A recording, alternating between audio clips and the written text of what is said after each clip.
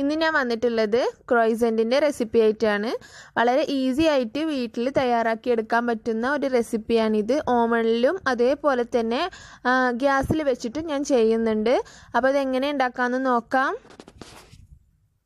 മാവ് റെഡിയാക്കാൻ വേണ്ടിയിട്ട് ഇവിടെ പാലൊന്ന് പൊങ്ങാൻ വയ്ക്കുകയാണ്. അപ്പോൾ ഇളം ചൂടുള്ള ഒരു ഗ്ലാസ് പാലെടുത്തിട്ട് അതിലോട്ട് 1 ടേബിൾ സ്പൂൺ ഈസ്റ്റ് ചേർത്തിട്ട് നന്നായിട്ടൊന്ന് യോജിപ്പിച്ച് കൊടുക്കുക.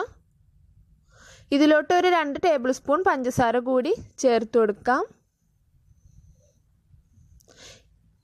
ഇത് നല്ലോണം ഒന്ന് ഇളക്കി യോജിപ്പിച്ചതിന് ശേഷം ഇതൊന്ന് പൊങ്ങാൻ വേണ്ടിയിട്ട് വെക്കാം. പൊങ്ങാൻ വേണ്ടിയിട്ട് 1 മണിക്കൂർ ഒന്ന് മാറ്റി വെക്കുന്നുണ്ട് ഞാൻ. അത്ര സമയമൊന്നും ആവശ്യമില്ല. 10 മിനിറ്റ് കൊണ്ട് തന്നെ പെട്ടെന്ന് ചില ഈസ്റ്റൊക്കെ പെട്ടെന്ന് ആയി കിട്ടും. അപ്പോൾ ഇത് പൊങ്ങിയിട്ടുണ്ട്. ഇനി മാവ് റെഡിയാക്കി എടുക്കണം. മാവ് കുഴക്കാൻ ആവശ്യമായിട്ടുള്ള വലിയൊരു ബൗൾ എടുത്തിട്ടുണ്ട്. ഈ ബൗളിലോട്ട് ഞാനൊരു 3 ഗ്ലാസ് മൈദ ഇട്ട് കൊടുക്കുകയാണ്. അപ്പോൾ നേരത്തെ എടുത്ത അതേ ഗ്ലാസ്സിനാണ് ഞാൻ 3 ഗ്ലാസ് എടുത്തിട്ടുള്ളത്. അപ്പോൾ 1 ഗ്ലാസ് പാല് 3 ഗ്ലാസ് മൈദ. അപ്പോൾ അളവുകൾ കറക്റ്റ് ആയാലേ ഉള്ളൂ മാവ് കറക്റ്റ് പരുവത്തിൽ കിട്ടുള്ളൂ. അപ്പോൾ അതൊന്ന് ശ്രദ്ധിക്കുക. ഇതിലോട്ട് പൊങ്ങി വന്നിട്ടുള്ള പാലൊഴിച്ചു കൊടുക്കാം. ഇതിലോട്ട് പാകത്തിന് ഉപ്പ് ചേർത്ത് കൊടുക്കുക. ശേഷം ഇതിലോട്ട് ഓയിലാണ് ഒഴിച്ചു കൊടുക്കേണ്ടത്. അപ്പോൾ ഞാനിവിടെ എടുത്തിട്ടുള്ളത് സൺഫ്ലവർ ഓയിലാണ്. 1/4 ഗ്ലാസ് സൺഫ്ലവർ ഓയിൽ ഒഴിക്കുക. അപ്പോൾ ആ എടുത്തിട്ടുള്ള അതേ ഗ്ലാസ്സിന് തന്നെ 1/4 ഗ്ലാസ്സാണ് എടുത്തിട്ടുള്ളത്. ഇനി മാവൊന്ന് നല്ല പോലെ ഒന്ന് കുഴച്ചെടുക്കാം. നല്ല സോഫ്റ്റ് ഡോ ആകുന്നത് വരെ നന്നായിട്ട് കുഴച്ചെടുക്കണം. ഇങ്ങനെ കൈകൊണ്ട് നല്ല പോലെ കുഴച്ചെടുക്കുക. ഇനി നിങ്ങൾക്ക് ബൗളിലിട്ടിട്ട് കുഴക്കാൻ ബുദ്ധിമുട്ടുണ്ടെങ്കിൽ നിങ്ങൾ സാധാരണ പൊടിയൊക്കെ കുഴക്കുന്ന സ്ഥലത്തിട്ടിട്ട് നന്നായിട്ട് ഇങ്ങനെ കുഴച്ചെടുത്താലും മതി. ഇനി ഇതൊന്ന് നല്ല പോലെ കുഴച്ച ശേഷം ഒരു നനഞ്ഞ തുണി കൊണ്ടൊന്ന് പൊതിഞ്ഞിട്ട് വെക്കാം. അപ്പോൾ മാവിൻ്റെ മുകളിൽ ജസ്റ്റ് ഒന്ന് എണ്ണ തടവിയിട്ട് ഒരു നനഞ്ഞ തുണി കൊണ്ട് പൊതിഞ്ഞ ശേഷം ഒരു 4 മണിക്കൂർ കഴിഞ്ഞിട്ടാണ് ഞാനിങ്ങനെ എടുത്തിട്ടുള്ളത്.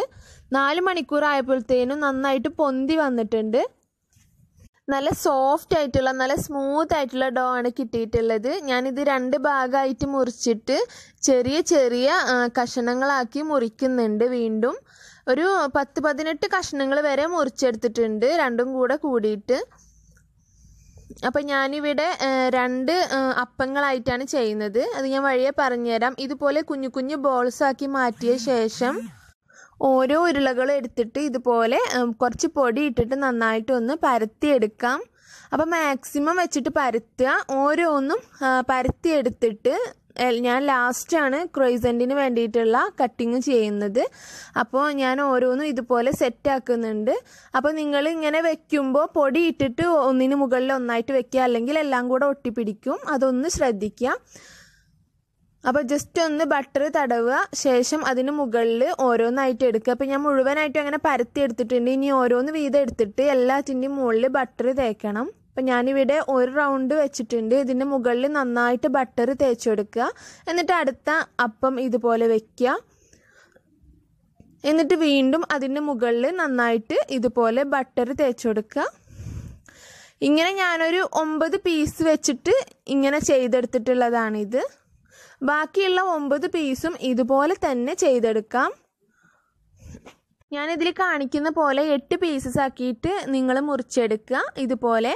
ശേഷം ഇങ്ങനെ ലാസ്റ്റ് നടുവിലായിട്ട് ഇങ്ങനെ ഒരു ചെറിയൊരു കട്ടിങ്ങും കൂടി കൊടുക്കുക.